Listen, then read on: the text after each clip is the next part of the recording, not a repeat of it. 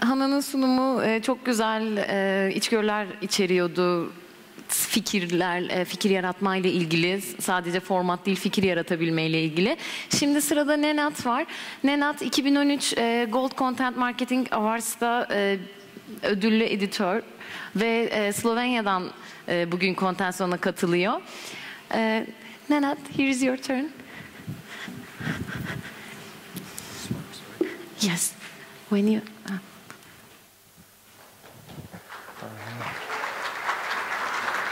Is this one? Yeah. Okay. Merhaba Istanbul. Yeah. No. It's kind of unfair that actually a person who spoke before me speaks better English than me because she's a native English speaker. But then I saw that there are two lovely interpreters back there, so that probably won't be a problem for some.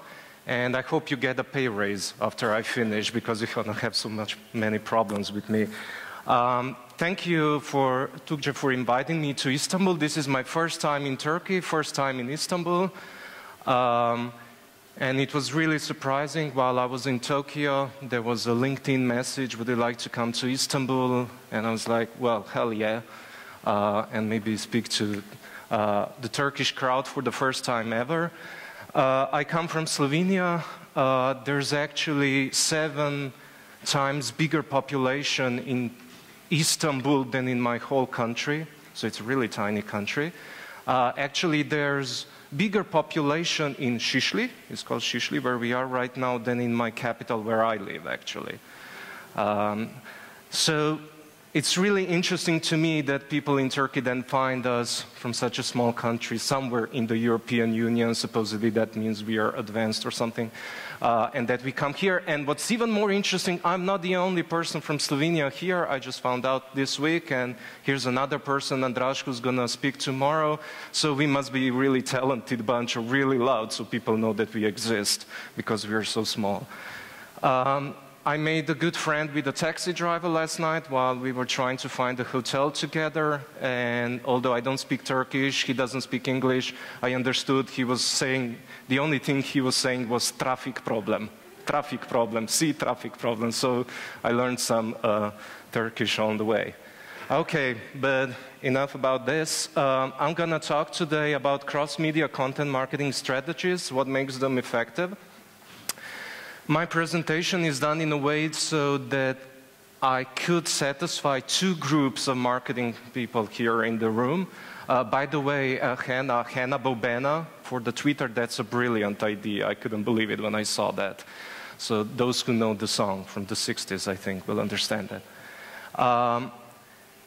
The thing is that I come from a content marketing agency in Slovenia, and it's really interesting. You could ask, why are we inviting guys from this small country with really small target audience to talk to us about content marketing? Well, because, as I said, we are so small, we are really internationally also active. I work really close with Joe Pulizzi, who is the starter of the content marketing. He says revolution, let it be revolution. I speak also in Australia. This year I was for the first time in Poland. I spoke many times in the United States and so on. What is really interesting when people talk about me or our agency is they always say that all we do is print. That all we do is publish print magazines for the companies, the customer magazines. The truth is also, when I write or when I'm active on social media, for a reason, I mostly speak about print. The reason is because everybody else is speaking about digital, so I wanted to find a niche. But that doesn't mean, because this is a digital marketing conference, by the way, that I don't, or that our agency doesn't do digital. We actually do more digital than print. So to put it into context. Okay, in the next 30 minutes or so, when I start talking, I couldn't believe it. There were so many people that I was like, I'm not Tarkan or Adele, so I don't know how I'm gonna survive here. But I hope you can all hear me and understand. I'm gonna give you 2 different examples of what I mean by cross-media content marketing programs. I'm gonna talk a little bit about what I understand the cross-media marketing programs are and why they are crucial and why you should think about them differently than perhaps you already are.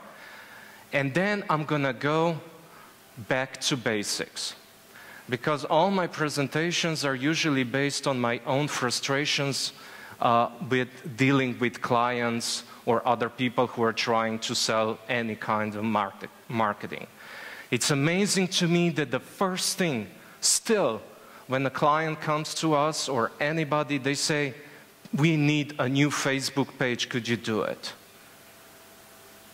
Why Facebook page? Where did this idea come from, if this is an idea at all? So that's what I'm going to go back and tell you what are the basic questions that we all, including me sometimes, forget to ask in order to be effective. And I'm also going to explain what effective means.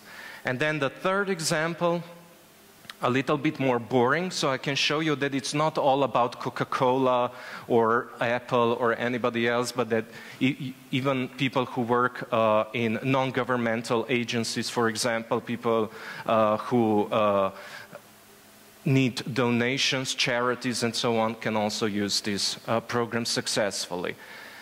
And after all, I will tell you there is always but, right? You are nice and beautiful, but, no? You're really nice to me, but there's a lot of problems with you. So there's always but, and I'm going to finish with but. I hope this was translated correctly. Okay. So the first example is Škoda Slovenia. Škoda, you know, is a Czech car producer that really, let's say, those who are interested in cars were not so successful or wanted during the communist era, during the Czechoslovakia. Then the company that we are not supposed to mention today, which is Volkswagen, God bless them, bought them and everything changed. But in Slovenia we did something else, and this is very important. We've been working with Škoda Slovenia for 8 years now.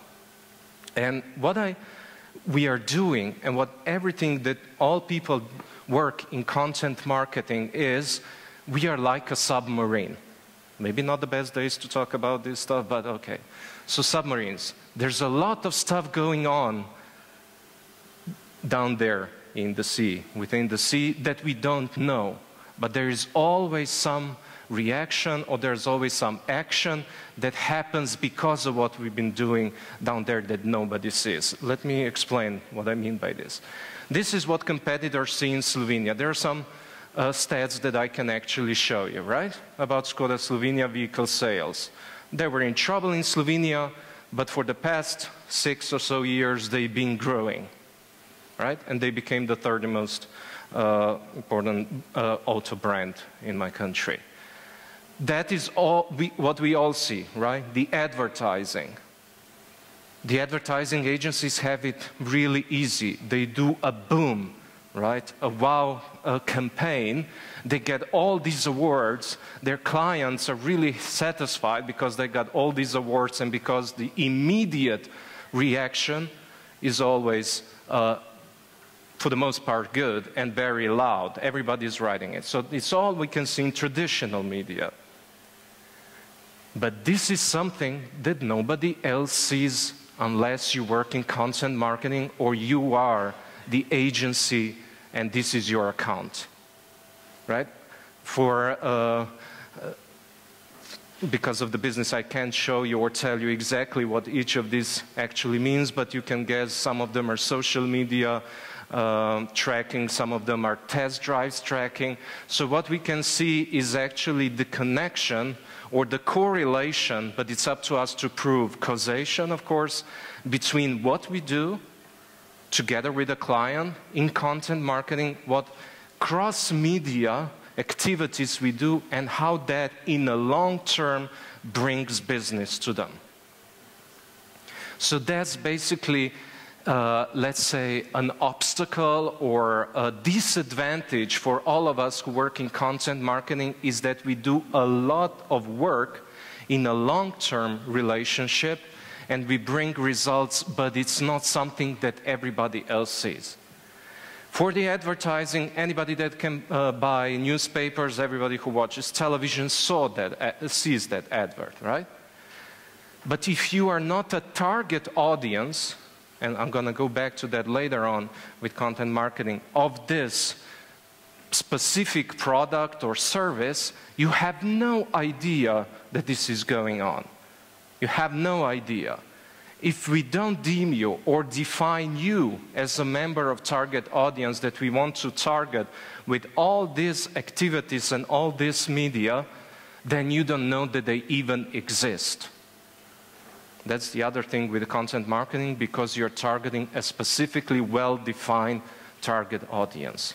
So this is all, in really simple way, what we do with Škoda Slovenia to bring these results. And this is a good ecosystem picture of what cross-media means, and I'm going to explain in what sense.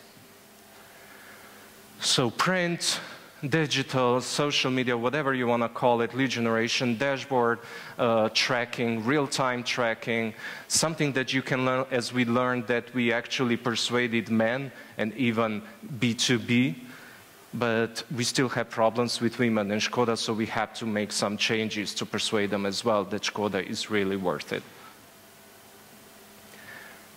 Okay, the second example, it comes from a bigger market, is John Lewis Cook Edition. John Lewis, I don't know if you know here, but John Lewis every year produces this £1 million worth Christmas advert. Right? Last year there were penguins, this year is a man on the moon. And everybody's talking about it. The first days they have a lot of YouTube views and so on. So that's what they know. They are, anybody who's been in London, know they are a mall in London basically selling clothes and all, cosmetics and all other stuff. But they also sell cookware, so stuff that you cook food with. And what they wanted to do is that people not just buy Hugo Boss clothes from them, right? But to also go and buy cookware for cooking. And so they came up with a new brand, which is John Lewis Cook Edition, because there are other brands, Is Edition, which deals with fashion. And it's another extraordinary example of cross-media content marketing program that really works. And they do it smart way. So it's not just the magazine, it's not just the digital or iPad version of the magazine that you can get in the store as well. It's not just social media, but they connect everything, they mesh everything together. One leads to another, so to speak. One media leads to another. I'm going to explain later why this is important.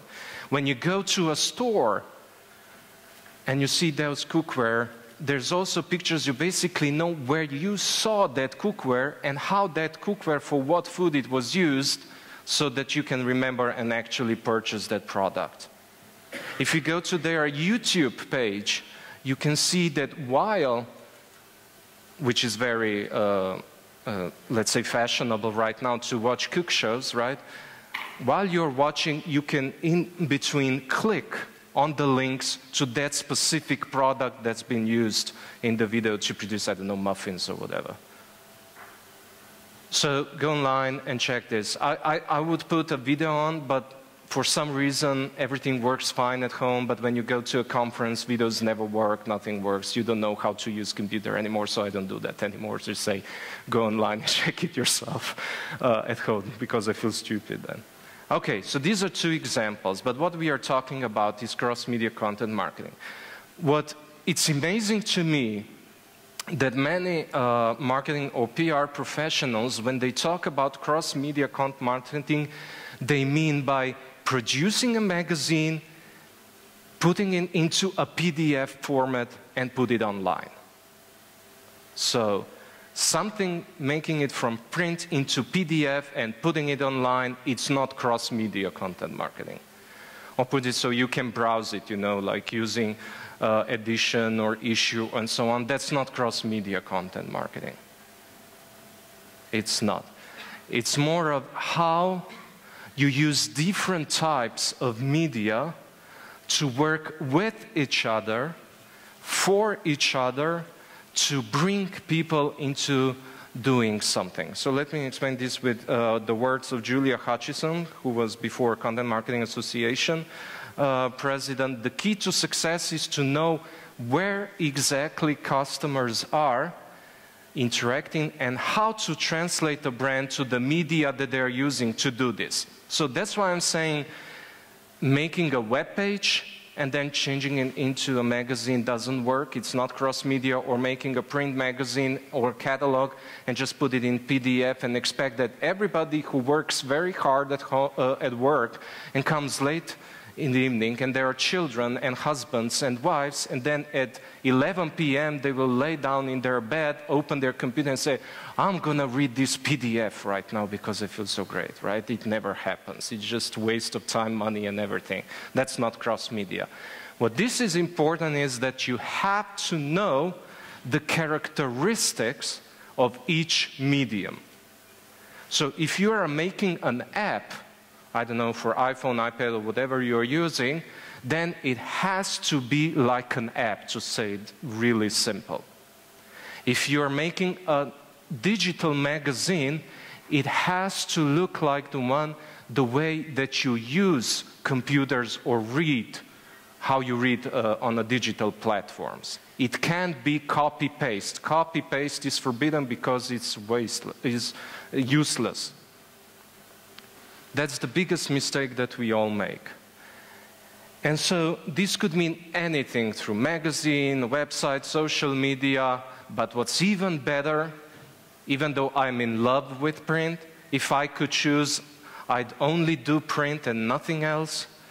But I know, and I learned that the hard way, that the best thing to do is a mixture of media that are logical for that project and those target audience. I'm going to go to the end and I'm going to say just because you can do everything, it doesn't mean you should, right? So a well thought out mixture is very important. So once again, copy-paste doesn't work. You have to adapt to each medium separately. If it's an app, it should look like an app. If it's a print magazine, it should look like a print magazine. If those texts you want to cross onto digital, you have to work on those texts and think about how people actually consume or enjoy digital. Maybe you should make a video or a podcast. Maybe you should totally change and make sentences shorter, bigger picture, whatever, right? So we need to adapt. And that is cross-media marketing, is not copy-paste. And now let's go back to basics. So I won't give you formulas because I'm not that smart. I'm basically a very slow person, so I need everything to be simple. And this usually works very well when, and if I talk about this, is that we forget when we work, and what Hannah Bobena, I'm sorry, I'm going to use this because it's so good, talked about is we need to answer some questions when we make decisions with our projects. The big word that usually clients, if there are any companies here, are scared of is strategy. Still my impression is when you mention we need to make a strategy first before we start doing something, they get scared and they think that you want to screw them up and basically charge them for something that is not necessary. But planning is necessary. You can call it whatever you want, strategy, a plan, or whatever. Without a plan, just have fun. Probably you'll have a lot of money, then just spend it, right? Okay, so strategy. First question is always why. Why are we doing something? Why will answer the question what our goals are. What do we want to achieve? It's not always we want to sell more pens or we want to sell more cars. Maybe we want to increase donations to our charity. That could be a reason. Maybe we want them to think about us 24/7. Maybe we want to decrease the number of calls to our calling center, people complaining constantly, right? So there are many goals that we want to achieve. Just imagine what you're doing and what would be very important for you to achieve. So when we know what our communication and business goals are, then we can move to the next level. So why are we doing this? Even this doesn't mean just for a whole strategy. This could mean for any piece that you come up with, either an article, a video, Facebook, whatever you want, a Twitter note. So there's always a question why we are doing this. This is the most difficult question, and sometimes it takes time. It's not just about having a great video, right? Then is the target audience. Okay, we want to achieve something, so our primary goal is to achieve a certain goal. But now is who are these people that we want them to do something? Who are they that we want to target? And the worst, I always say this, the worst target audience is everybody. Or the worst target audience is all women between 18 and 45. Okay, I don't know much about women, but 18 and 45, there are some differences, of course, right? And it's not just about the age. Okay, so this is the most difficult thing, is actually to persuade your CEOs. The narrower the target audience is, the narrower, here's English, the narrower your customers are, or your niche is, you're gonna get better results because you're gonna know them better and you will know how to target them better. Even this week, from a client that we've been doing a great job with, really successful, that even I can't believe that I can do something like that, she came to us and said, well, you know, we have a problem with social media. We don't do their social media because our director sees that our competition has more likes than we do on Facebook.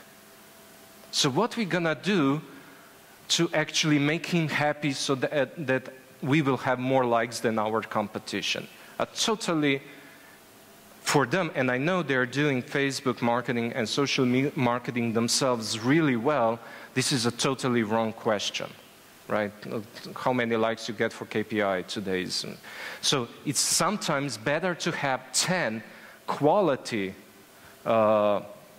followers or advocates, if you want, for your brand, than to seek those 10,000. I told you at the beginning, right? Ljubljana, their population is smaller than Šišli, if that's how it's called, because I told him Sicily, that's why we were looking for a hotel for a while. But when I got a real estate agency and they wanted to open a Facebook page, they said, well, look at those in London. We want to have 10,000 followers as well. First of all, you're a real estate agency in a town smaller than Šišli, so I don't know why you're looking for 10,000 followers and what's that gonna achieve anything. In some cases it may, I don't know, right?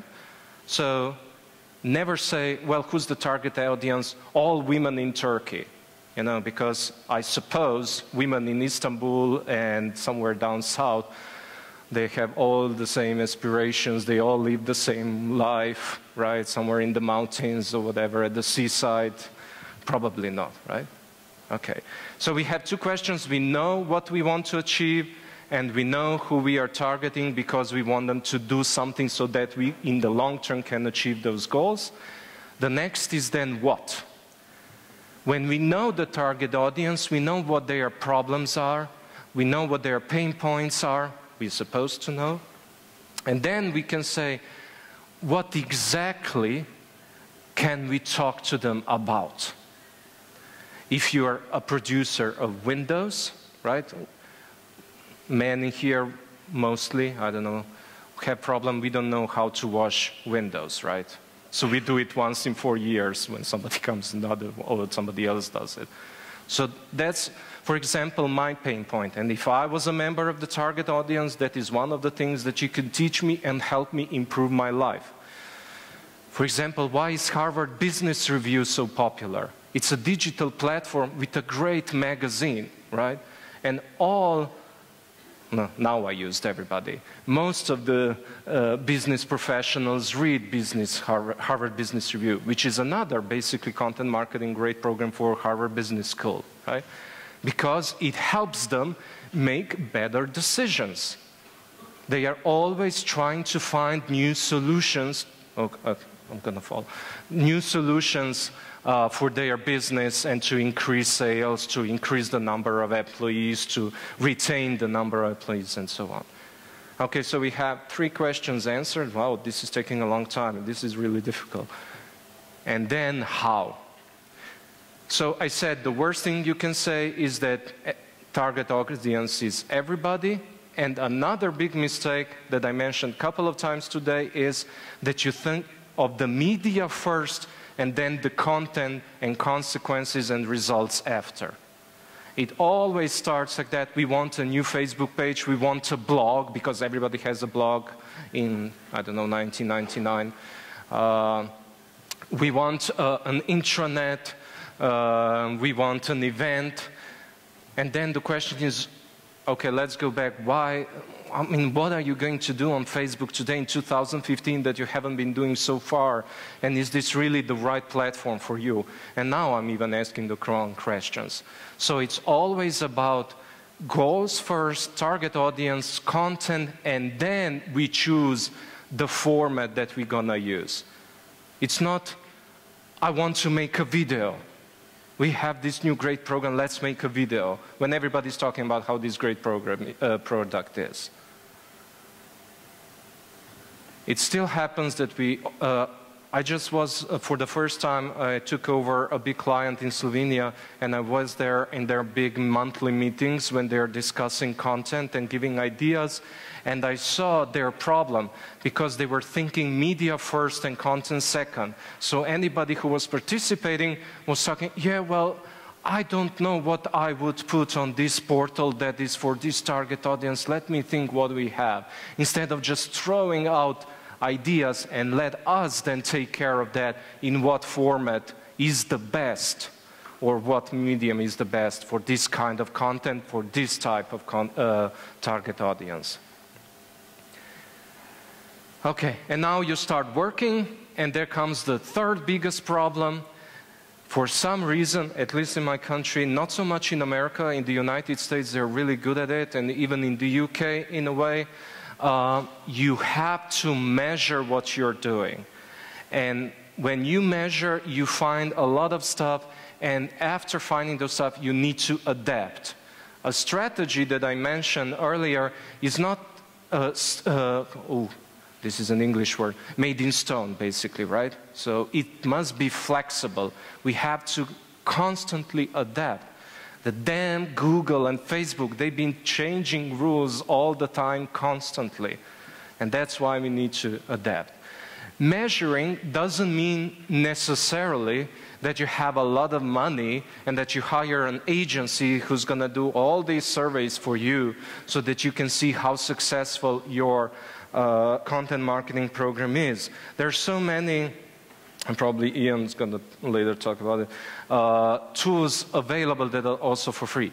But the best advice that I can give you, it's not scientifically significant or statistically significant, is that you talk directly with some members of your target audience.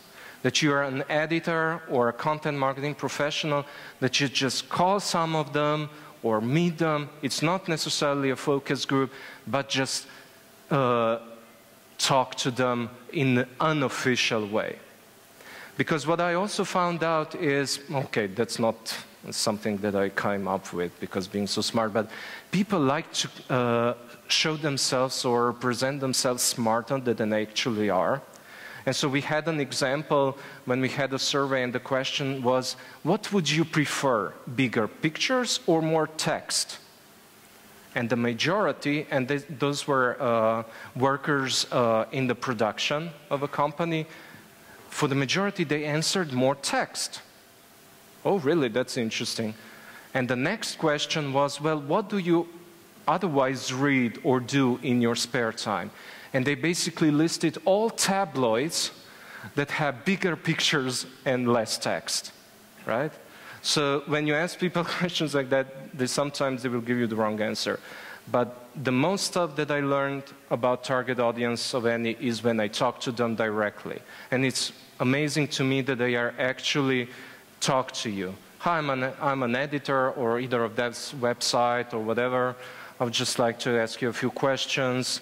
And you don't have those questions prepared because it's just a chit chat, basically, a small talk where you actually find out about more about them than probably necessarily from a survey. That doesn't mean the surveys are not good.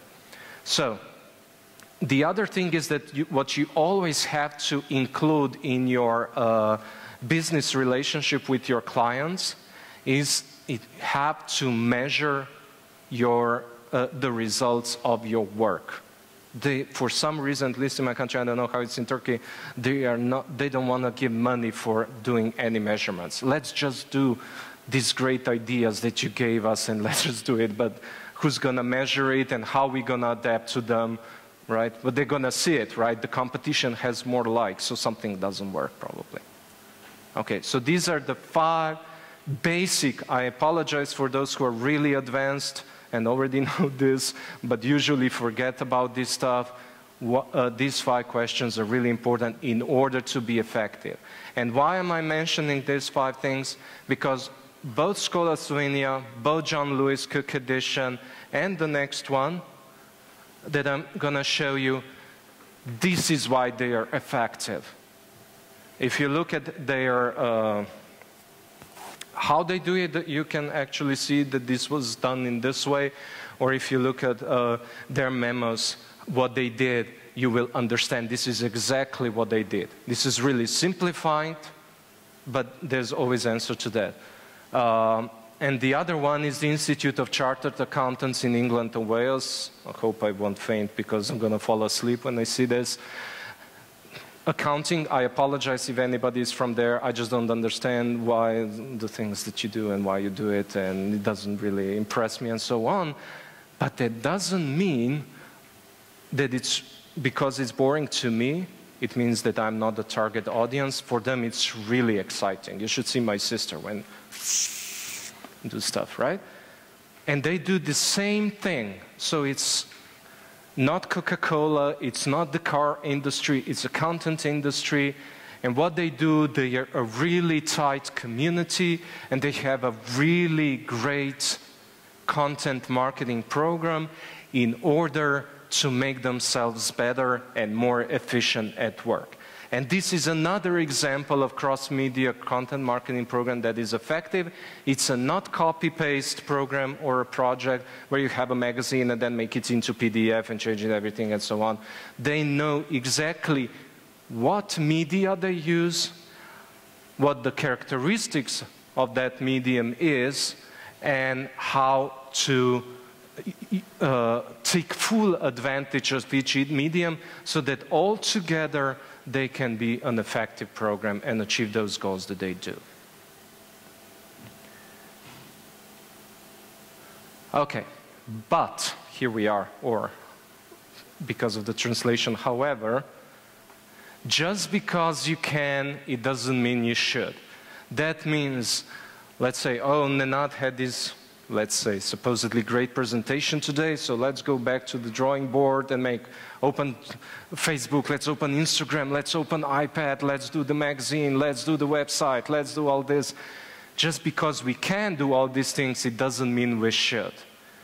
But we have to go back to all those questions in order to know which of these media, maybe in some cases, one is enough, right? Will work best for us in order to achieve long-term success with whatever we do. Remember this. Otherwise, this is the reaction we get. This is the same reaction we get when we talk only about ourselves, right? We all have friends who just don't stop talking. They have no I have a cousin, she just doesn't stop talking. I get lost with my mind, I'm somewhere else. Then I come back and I'm afraid she's going to realize that I haven't listened to her for a few minutes, but then I realize she didn't realize at all because she's still talking, right? And the old way was that we like to talk about our products, about us. I remember because Andraž is here, he reminded me, I said, the worst part of your website is the news part. Right? Remember the clients, they had news part? Because the director was there and he chopped something or whatever. This is the least interesting part. So don't speak about yourself. All right. Teşekkür ederim. I don't know if that's correct. Unfortunately, I'm also hearing impaired, so if there are no microphones, it'll be really hard for me to hear your questions. So I don't know how I'm going to solve that. Or maybe somebody during the recess can come and ask me questions, if that's okay, Tuğçe. Are there any questions that maybe I can hear? Or... No. Okay, I hope you get something out of this, and thank you for inviting me to Istanbul. Unfortunately, it's raining. Thanks.